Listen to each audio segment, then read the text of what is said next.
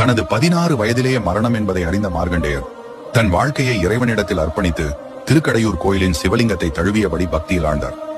மார்க்கண்டேயரின் கடைசி நாளில் யமன் தனது பாசக்கயிற்றை வீசிய போது அது சிவலிங்கத்தையும் மார்க்கண்டேயரையும் சுற்றியது. அந்த கணத்தில் சிவபெருமான் காலாந்தக அவதாரத்தில் லிங்கத்திலிருந்து எழுந்தார். என் பக்தனை தொட யாரால் முடியும் என்று கோப புயலாய் கர்ஜித்தார். யமனை தன் காலால் தள்ளி வீழ்த்தி யமனின் பதவியை பறித்தார். இந்த நிகழ்வு யமனுக்கு பெரிய சாபமாக அமைந்தது. தன் பாவத்தை போக்க பதவியை மீண்டும் பெற கௌசிகபுரியில் தவம் செய்தார். தனது கைகளால் மணலும் நுரையாலுமான சிவலிங்கத்தை வடிவமைத்து சிவபெருமானை வழிபட்டார். சிவபெருமான் யமனின் தவம் கண்டு கருணையுடன் தோன்றி, உன் பாவம் தீர்ந்தது, நீ மறுபடியும் உன் கடமையை தொடரலாம் என்று பதவியை வழங்கினார்.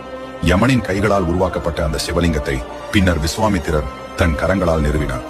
கோவை மாவட்டம் கோவில்பாளையத்தில் உள்ள இந்த காலகாலேஸ்வரர் கோயிலில் உள்ள சிவலிங்கம் மணலாலும் நுரையாலும் உருவாக்கப்பட்டதால் அபிஷேகம் செய்யப்படுவதில்லை.